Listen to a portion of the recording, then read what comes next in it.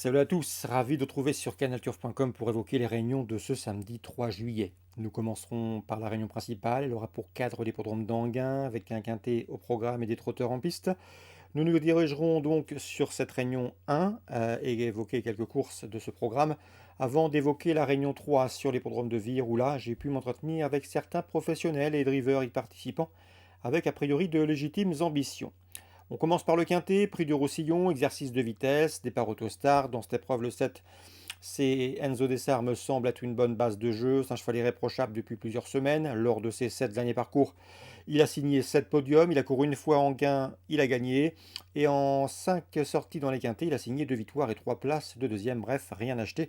On garde, il devrait une nouvelle fois jouer les premiers rôles. Le 6, Jaco Zaz, sera sans doute son principal opposant. Il reste sur 2 succès, à Laval et à Vincennes.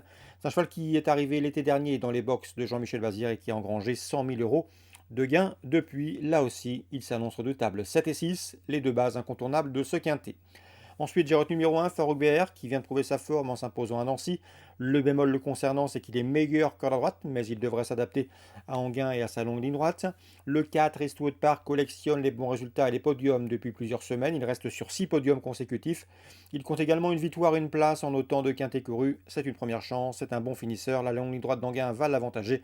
Il devrait terminer dans le quintet. Le 10, Headshot Jocelyn, est lui aussi confirmé à ce niveau. 2 victoires et autant de places en 5 courus. Il reste sur 2 places de deuxième à Vincennes. Là aussi, lui aussi, devrait pouvoir se mettre en évidence. Je retiendrai ensuite pour les accessites le 11, Elvis Davron, qu'il convient de racheter. C'est un cheval malgré son numéro 11 derrière la voiture qui peut ici venir corser les rapports d'un quintet. Tout comme le 12, Vlad Del Ronco, c'est un pisteur, il va courir caché, mais sa pointe de vitesse finale est avérée. Et si le cheval est en forme, il reste sur 2 podiums. Attention également au numéro 14, Vagabombi, qui malgré son numéro peu enviable, peut parfaitement venir brouiller les cartes. Il en a, à mon avis, le potentiel, et ce, à une cote intéressante. Résumé chiffré pour ce quintet du samedi 3 juillet, en gain. Le 7 et le 6, Enzo Dessart et le numéro 6, à savoir Jaco Zaz, me semble en mesure de se tailler la part du lion. Pour les accessites, on retiendra le 1, le 4, le 10, le 11, le 12 et le 14, 7, 6. Et ensuite, As 4, 10, 11, 12 et 14. La suite du programme, je peux vous parler de la quatrième, puisque j'ai eu l'occasion de m'entretenir dernièrement avec Yannick Desmet. Il présente dans cette course, en tant que propriétaire, le 4 Goteria et le numéro 5 Glorio Storm. Glorio Storm, la jument est en forme. Elle doit courir cachée car elle possède une bonne pointe pour finir, 200-300 mètres vite. Et à mon avis, dans ce lot, elle peut faire finir sur le podium, elle en a le potentiel. Tout comme le 4 Goteria, qui devrait être dans le coup au dire de son entraîneur. Elle a déjà bien fait sur le parcours et sa condition physique est avérée.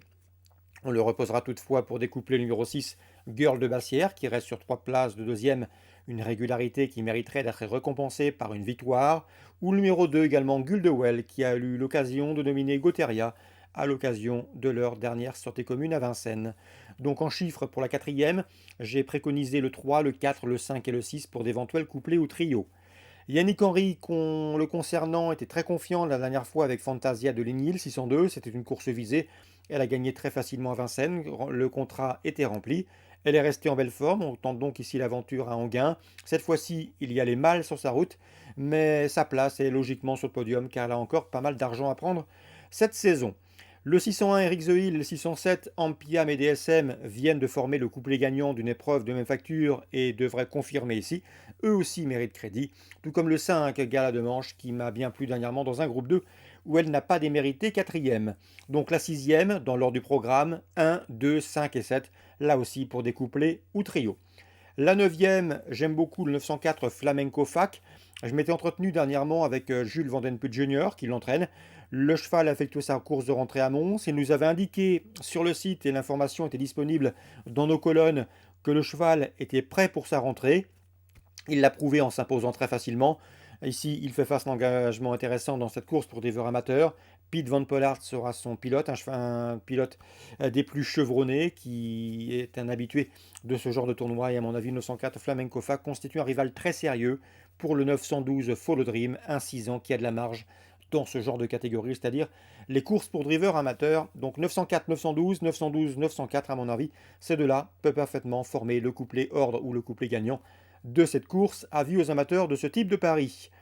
Donc voilà pour Anguin samedi 3 juillet. Si ce programme vous plaît, j'en profite également pour vous dire qu'il faut le liker, le partager comme vous en avez l'habitude en cliquant et en vous manifestant sur nos différents supports sociaux. On va parler de vire également en Réunion 3. J'ai eu l'occasion de m'entretenir en début de semaine avec Olivier Touvet. Il avait notamment des bonnes chances, il a répondu présent, en tout cas ses chevaux ont répondu présent en faisant l'arrivée, notamment Gladiator Fedo qui a fait l'arrivée à Chartres, il était confiant, le cheval a été à sa place, battu par le cheval de la course d'après lui. Pour revenir à nos moutons, eh bien, sachez que le 311 Emeraude del Fedo est en forme. C'est une jument qui a réalisé une excellente saison 2020, je crois qu'elle a signé 6 succès l'an dernier. Ensuite, elle a eu un break. Elle monte en puissance, elle est revenue proche de son meilleur niveau. Ici, l'engagement est bon. En tout cas, on a préféré cette course à une autre où elle pouvait courir à Chartres en début de semaine. On a préféré cet engagement à Vire, d'autant que c'est une meilleure droitière que gauchère. Donc le 311, Emeraude del Fedo, logiquement, sa place est sur le podium, au dire de son entraîneur.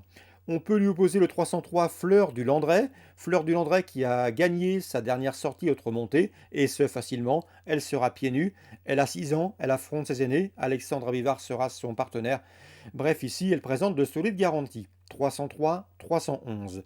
Je peux vous parler également du 304 féminine, puisque nous l'avions fortement recommandé lors de son dernier succès à Lisieux, où elle gagnait à 4 contre 1.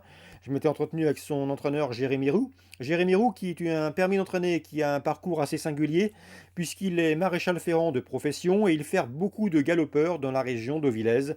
Il a notamment eu le plaisir de ferrer le champion Sotsas, un gagnant d'Arc de Triomphe. Donc concernant le 304 féminine, la jument est en forme, mais elle reste délicate au départ. Il faudra bien négocier les premiers mètres de course. Si tel est le cas, elle peut parfaitement accompagner nos deux préférés. Donc 311, 303, 304, choix préférentiel, Vire, Réunion 3. Dans la cinquième, toujours en Normandie, le 508 Guérilla Somoli mérite crédit. Au dire de son driver Mathias Dudouis, la jument a franchi des paliers au cours des dernières semaines. Elle est en constant progrès. Il l'aime beaucoup. Elle était très efficace. Départ autostart, elle sait démarrer très vite. Et en plus, elle est capable d'aller de l'avant. Et à ce petit jeu-là, eh bien, Mathias Dudouis était très confiant. C'est vrai que le numéro 8 n'a rien d'un cadeau, mais vu les propos tenus par Mathias Dudouis, il ne faudrait pas être surpris de la voir jouer la victoire et pourquoi pas s'imposer de bout en bout. Elle en a les moyens. C'est le 508 Guérilla Somoli. Le pilote est confiant. Concernant cette cinquième, eh bien, je me suis également entretenu avec Florent Lamarre qui présente le 501 Galago du Cadran. Il va le driver afin d'effectuer des derniers réglages, mais il ne faut pas y voir ici une course de préparation. Il va défendre chèrement ses chances et d'après Florent Lamarre, eh bien, Galago du Cadran a le potentiel pour figurer sur le podium d'une course de cet acabit. Sachez-le, à mon avis, il y aura une cote intéressante, en tout cas une cote plus intéressante que s'il avait mis un pilote, et pourtant sa chance demeure sérieuse. Voilà pour les infos de ce samedi 3 juillet. J'espère qu'elles vous seront fructueuses. Nous on se retrouve demain pour un programme dominical où nous parlerons notamment du Grand Prix de Saint-Cloud. Bonjour à tous.